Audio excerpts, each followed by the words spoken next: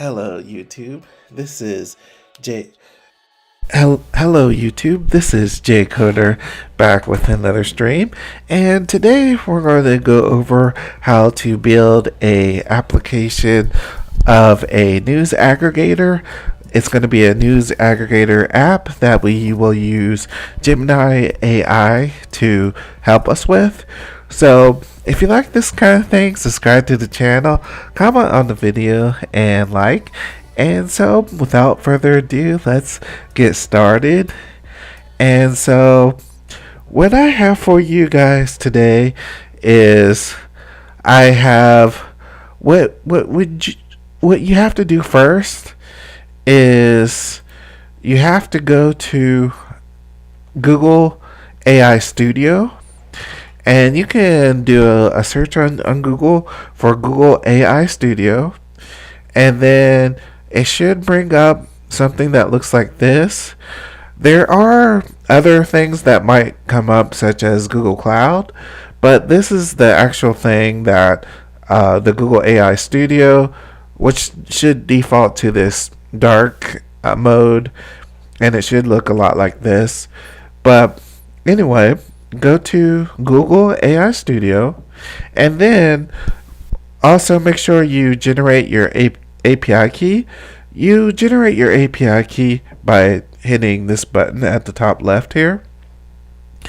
And so basically what we are doing here is all we have to do is I made a new prompt here, and let's go over this prompt that I made.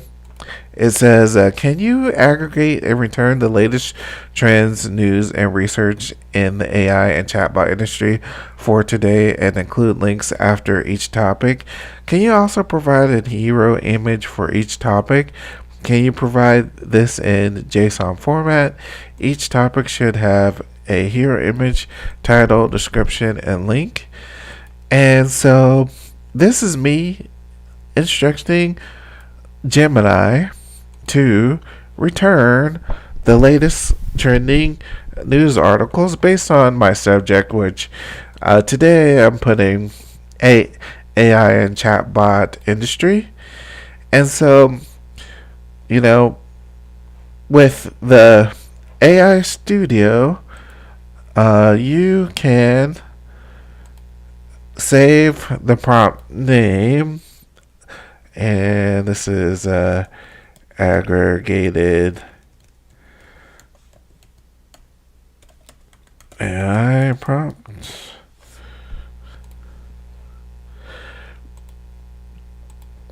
Okay, so now once you have the actual prompt here, what you can do is you can run and test it out inside this Google AI Studio. So to do that, you hit run here, and then it's generating my data.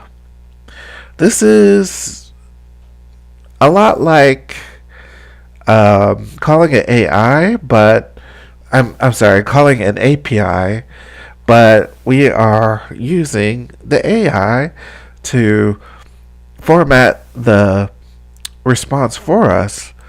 So basically,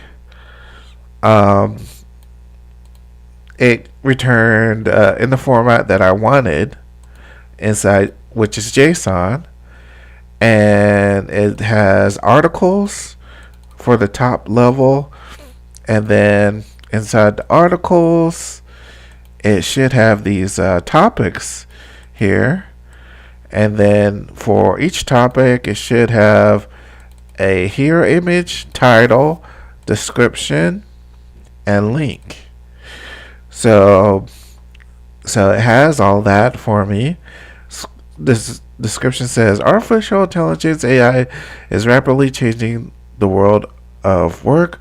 From automating tasks to creating new jobs, AI is having a major impact on the way we work. This article explores the latest trends and research in AI and the future of work. And so this one over here is the rise of conventional AI. Conventional AI is a type of AI that allows computers to communicate with humans in a natural way. This technology is being used to develop chatbots, virtual assistants, and other AI powered applications that can understand and respond to human language. Okay, so we have our information here. And so the interesting thing about Google AI Studio is once you have your instruction prompt and your file with the output, you can go ahead and go to the top left here, which says Get Code, and you can go ahead and get the code here. And then it has different languages, and what is pretty cool here is you can go to Android, and so it will produce the code in Android Kotlin. And so this is the code that it shows us here. So the first thing you need to do is in Android Studio, add the following dependency to your build.gradle file. So you would add this dependency here, and then you would go to your Android Studio, and then inside your Android Studio you would go to the app Gradle file, and then you would go down to your implementations, and inside your implementations you would actually go ahead and paste the implementation that it gave you from the Google AI Studio.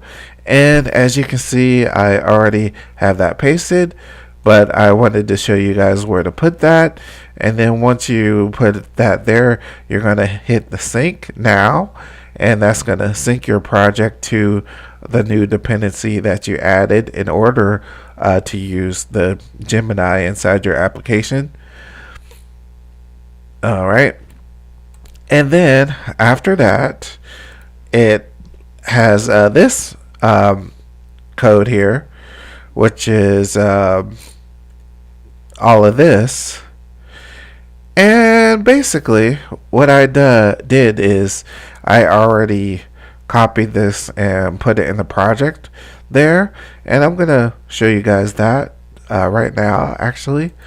So what I did was I made a file called GenModel, and then inside my file called GenModel I have this here where I made a function, a suspend function called execute AI API call.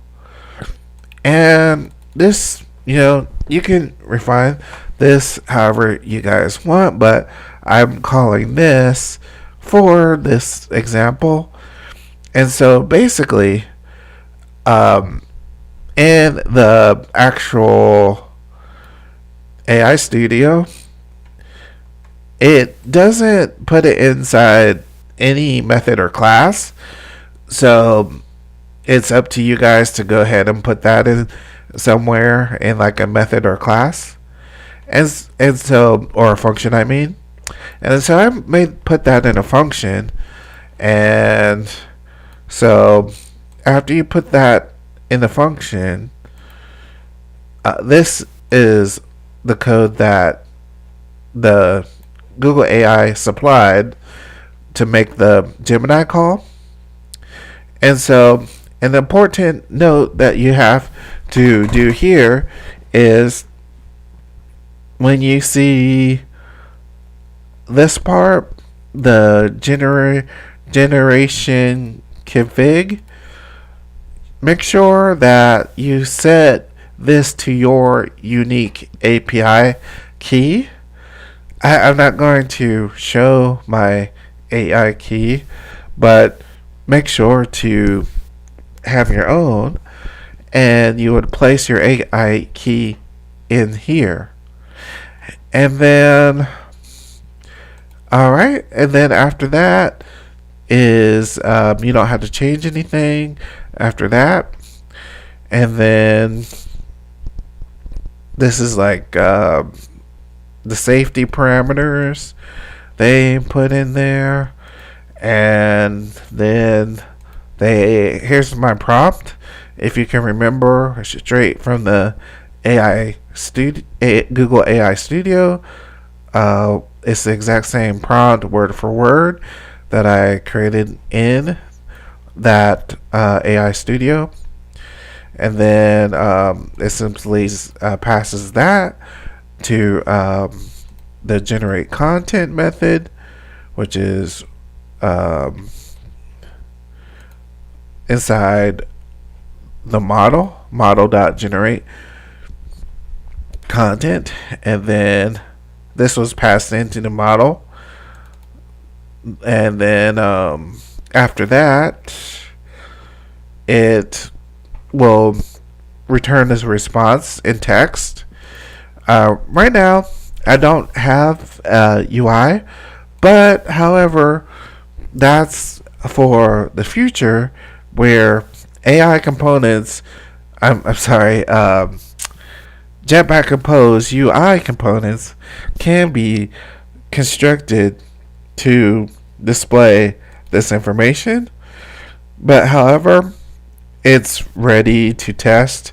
Oh yeah, I wanted to also point out something else.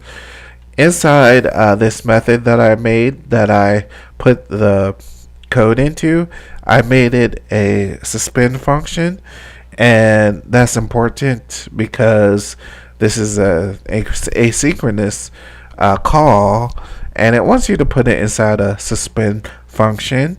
And then I call it in my main method here. So basically, this is like the default greeting in the simulator. And then I actually call my method here. And then I have to call it within the lifecycle scope dot launch, since it's an asynchronous call. And then that should work. You guys have to remember to include your necessary imports, such as lifecycle scope, and import Kotlin X coroutines. And then, oh yeah, I wanted to also show you guys inside the genmodel.kt, you also need to make sure that you have the necessary imports, and some you might already have automatic imports, but also, for instance, you have to make sure this is imported inside where you are using this code. So yeah, it's com.ai.client.generative model. And then, alright, so now once you have that, you can go ahead and test it. So I'm going to go ahead and run it right now. And here's my emulator. And now I'm going to go ahead and run it. And so it has print lines here.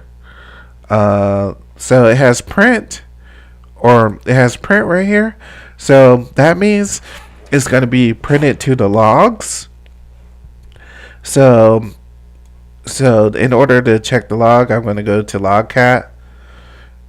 And then once I go to logcat, I can see that our information is displayed through the system.out.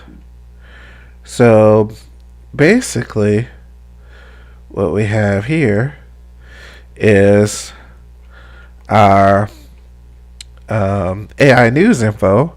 So when I ran the application, it did the system.out to display our data with JSON. So this will be the title: AI for good, using AI to address. And that's the description. Artificial intelligence has the potential to revolutionize the way we address some of the world's most pressing challenges, from climate change to poverty to disease. This article explores the latest trends and innovations in AI for good, showcasing how AI can be used to create positive social impact. And so it has the link here as well to that article, and yeah, and this is the hero image that I can use.